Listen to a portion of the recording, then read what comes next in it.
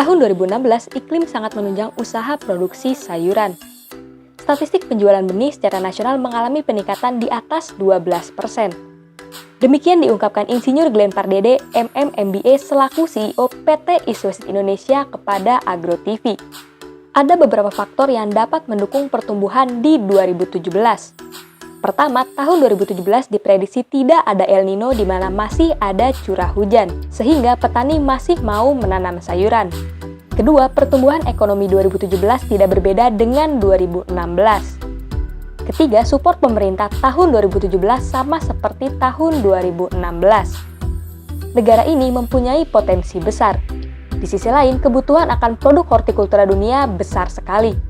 Sangat disayangkan Indonesia masih menjadi importir besar produk hortikultura. Ada ekonomi yang besar sekali kalau mau dikelola dengan baik, bahkan mungkin bisa menghasilkan devisa negara. Hortikultura merupakan produk masa depan, sangat seksi dan menguntungkan. Bagaimana menurut Anda? Selamat pagi pemirsa Agro TV dimanapun Anda berada. Baiklah, pada pagi ini kita akan berbincang dengan CEO PT East West Indonesia, Cap Panah Merah, yang juga adalah Ketua Dewan Redaksi Agro TV.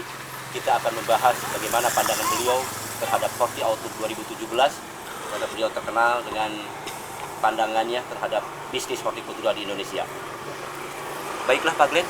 Ya, Pak Dadang. Sebagai pelaku usaha hortikultura di Indonesia yang juga Bapak adalah Ketua Dewan Redaksi Agro TV, kami ingin mengetahui bagaimana perkembangan agribisnis hortikultura pada 2016 ini, Pak. Baik, 2016 ini ditandai oleh beberapa hal. Pertama, memang secara iklim sangat menunjang dalam usaha berproduksi sayuran.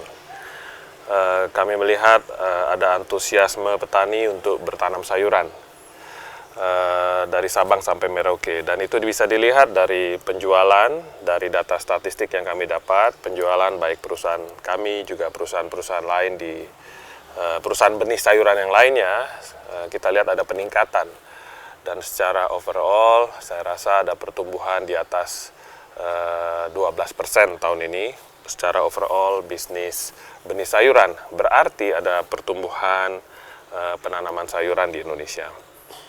Akan tetapi yang kedua yang menarik adalah ada perubahan pola tanam petani. Yang tadinya suka nanam tomat dataran tinggi, sekarang mengurangi, berganti dengan varietas lain. Dan akhir-akhir ini kita melihat ada gonjang-ganjing di harga cabai. Dan tentunya itu juga sebenarnya ditandai karena adanya perubahan petani cabai yang selama ini nanam cabai. Menurut pengamatan kami, ada beberapa petani yang merubah menjadi bertanam varietas lain. Contohnya jagung ataupun sayuran yang lain. Tapi kembali ke pertanyaan Pak Dadang, tahun 2016 ini adalah tahun yang sangat bagus dalam hal pertumbuhan pertanaman sayuran di Indonesia. Kira-kira nilai bisnisnya berapa banyak, Pak ya? Kalau nilai bisnis benih sayuran sendiri di Indonesia ini kita pernah hitung kalau tahun lalu sekitar katakanlah lebih kurang 1 sampai 1,1 triliun rupiah. Tahun ini sekitar tahun 2016 ini naik sampai angka 1,2 sampai 1,3 triliun rupiah. Itu baru benih sayurannya saja. Jadi kalau Pak Dadang mau hitung berapa, benih sayuran itu hanya 4% dari total cost-nya petani. Jadi impact-nya tentunya di atas 100 triliun. Iya, sayuran segarnya. Dari segi kebijakan sendiri, Bapak melihat apakah ada faktornya sehingga pertumbuhan agribisnis hortikultura 2016 ini tumbuh positif, Pak? Ya, saya pikir pemerintah dalam hal ini Departemen Hortikultura sudah membuat beberapa kebijakan. Contohnya mereka membuat kebijakan strategis untuk cabai dan bawang merah. Sehingga ada petani-petani di daerah itu kembali giat untuk bertanam cabai dan bertanam bawang merah. Tapi memang kebijakan pemerintah tentunya harus terintegrasi. Kalau ada kebijakan dari Departemen Pertanian tentunya harus disokong oleh Departemen Perdagangan dan lain-lainnya gitu.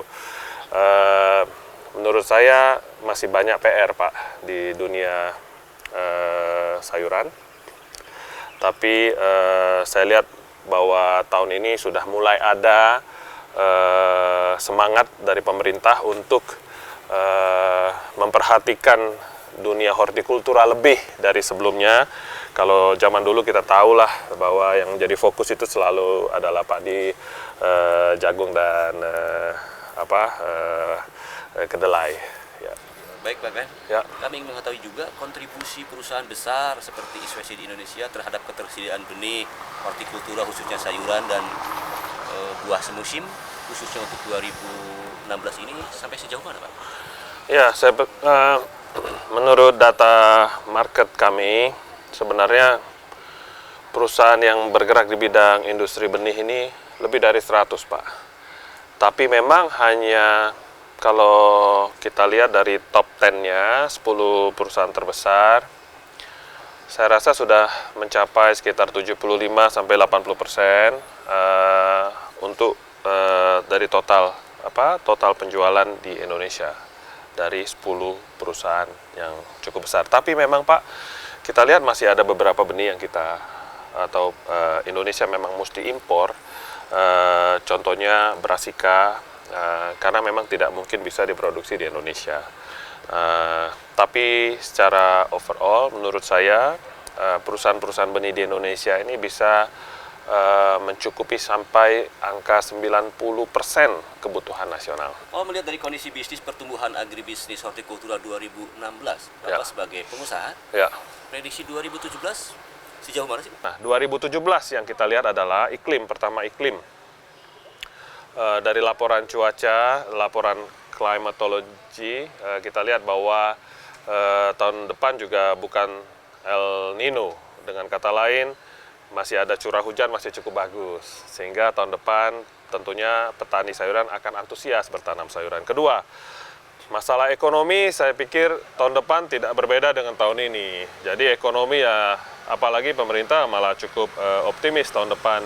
Dengan pertumbuhan masih sekitar 4-5%, pemerintah masih bilang sekitar 5%, pada dasarnya seperti tahun ini. Jadi daya beli masyarakat tentunya masih sama, jadi positif. Yang terakhir, support pemerintah. Support pemerintah saya lihat yang dilakukan tahun depan adalah masih serupa dengan apa yang pemerintah lakukan di tahun 2016, 2016. Dengan kata lain, tahun 2017 kita lihat forecast bahwa tahun 2017 akan sama seperti tahun 2016. Pertumbuhan akan ada di atas 10%. Kalau saya sebagai praktisi di dunia ini, saya expect sekitar 12%. Paling sial bisa 12, 13, 14, ya antara 12 sampai 14% akan ada pertumbuhan. Dan itu adalah pertumbuhan yang sangat bagus. Ya, karena apa? Karena kita tahu bahwa secara generik pertumbuhannya sendiri 5% itu pasti tumbuh karena manusia kan tambah banyak, Pak. Kebutuhan akan sayuran akan selalu naik. Jadi kalau 12% itu adalah pertumbuhan yang menurut saya sudah sangat baik. Untuk bisa mencapai pertumbuhan 12-14% tersebut, Pak, kira-kira faktor-faktor apa saja yang diperlukan untuk mendukung pertumbuhan tersebut menurut pengamatan Bapak? Ya, kalau dalam perusahaan benih, Pak, tentunya harus ada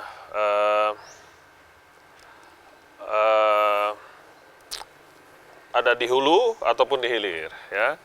Kalau di hilir, kita sangat fokus dengan berpromosi bahwa makan sayur itu sehat, makan sayur itu baik. Kalau mau sehat, kurangi makan yang lain-lain, nggak usah disebutin, tapi perbanyak makan sayuran itu karena berserat dan sebagainya gitu. Itu di hilir. Bahkan kita masuk ke sekolah-sekolah, nanam sayuran di sekolah. Edukasi itu secara kontinu harus dilakukan. Dan itu kami banyak lakukan dan kami harapkan juga perusahaan lain. Kalau pemerintah sudah cukup konsisten melakukan hal-hal tersebut. Itu di hilir, Pak.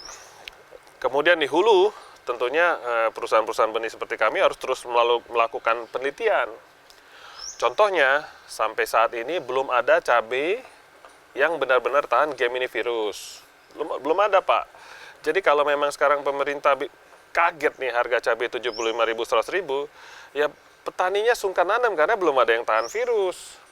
Nah, kami sudah bertahun-tahun dan belum ketemu juga. Jadi memang butuh kesabaran untuk mendapatkan cabai yang tahan virus. Nah, itu yang kami lakukan. Kalaulah nanti sudah ketemu, saya percaya nanti cabai akan produksi cabai akan meningkat lagi dan akhirnya akan menurunkan harga. Saya tidak mau bilang menurunkan harga, tapi menstabilkan harga pada titik di mana petani untung dan konsumen juga masih happy. Nggak marah-marah kalau harga cabai kemahalan. Paling tidak kami ingin mengetahui apa yang ditawarkan oleh Indo bagi para petani atau pelaku usaha bisnis sayuran dan buah musim, Pak. Saya pikir tahun 2017 kami mau launching beberapa produk baru. Kami mau lebih fokus lagi ke melon. Karena melon di Indonesia ini masih melon yang rasanya seperti timun. Nah, gimana rasa melon itu benar-benar seperti melon yang harum, yang enak, crispy atau lembut. Karena melon itu ada yang lembut, ada yang crispy, ada yang manis sekali. Jadi melon itu aja bisa ribuan sensasi gitu. Melon. Kemudian yang kedua tentunya kami masih ingin lebih banyak lagi melakukan penelitian di cabai. Mudah-mudahan dengan doa dari Pak Dadang dan masyarakat Indonesia, petani, kita bisa buat cabai yang tahan virus. Pertama. Yang ketiga, bawang merah. Kami sudah punya bawang merah yang hibrida. Dan ini adalah hibrida pertama di Indonesia, namanya Sunren. Kenapa Sunren? Itu matahari, Ren itu rain, hujan. Ini bawang merah yang kuat ditanam di musim hujan. Jadi mau hujan, mau panas, ini bawang merah tahan, Pak. Nah, kita akan terus mengembangkan bawang merah. Jadi tahun 2017 adalah tahunnya melon, cabai, dan bawang merah. Seperti Pak Dadang ketahui, kami sudah mulai kerjasama dengan Salim Group untuk memproduksi benih kentang. Kebutuhan di Indonesia terlalu besar, benih kentang yang tersedia sangat sedikit. Dan kami sangat fokus untuk menciptakan benih kentang yang bagus buat petani, sehingga hasilnya bisa ditingkatkan sampai angka 50%. Kalau sekarang mereka panen 15 ton, ya paling tidak nanti dengan benih yang baru, mereka bisa panen sampai angka katakanlah 20 sampai 25 ton per hektar.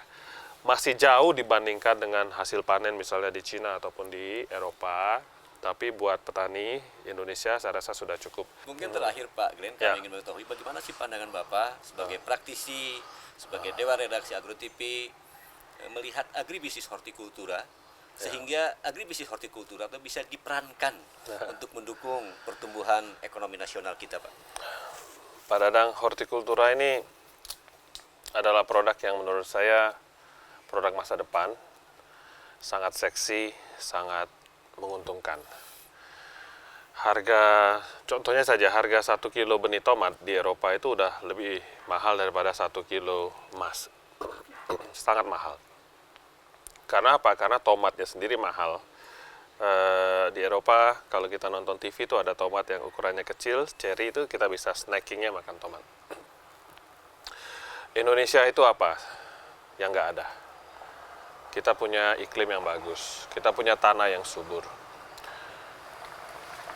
Apakah tanah habis? Enggak, tanah masih banyak, banyak sekali. Tanah nganggur itu banyak sekali di mana-mana. Tapi memang fokus kita masih selalu pada tanaman keras.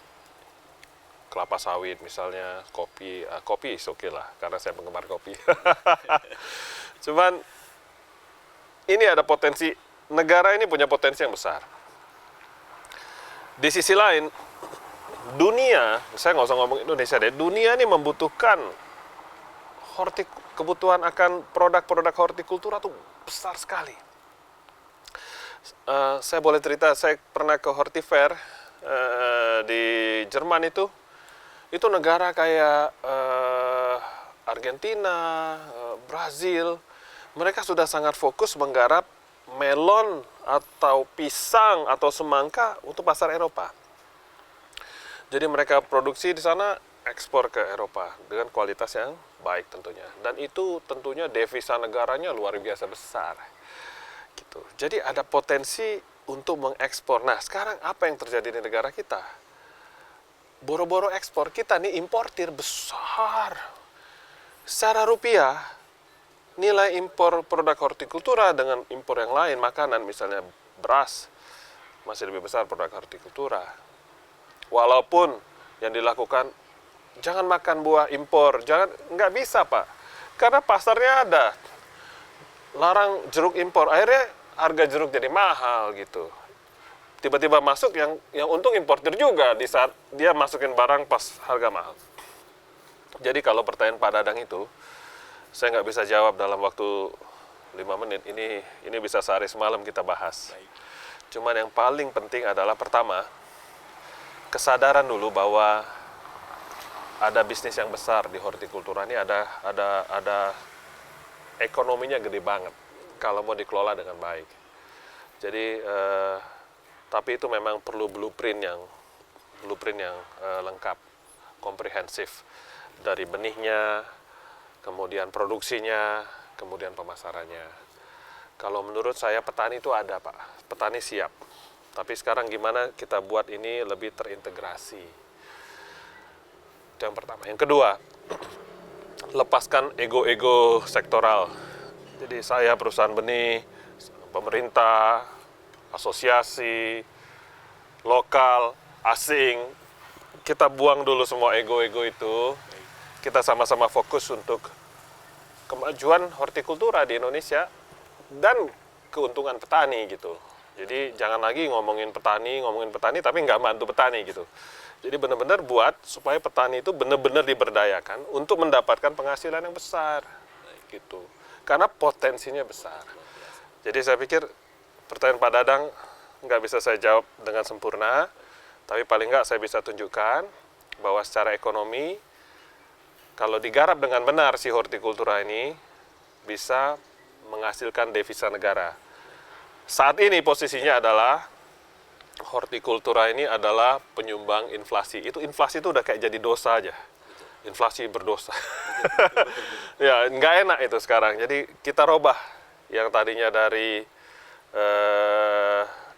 penyumbang inflasi, kita robah bisa menjadi penghasil devisa negara yang besar, Pak.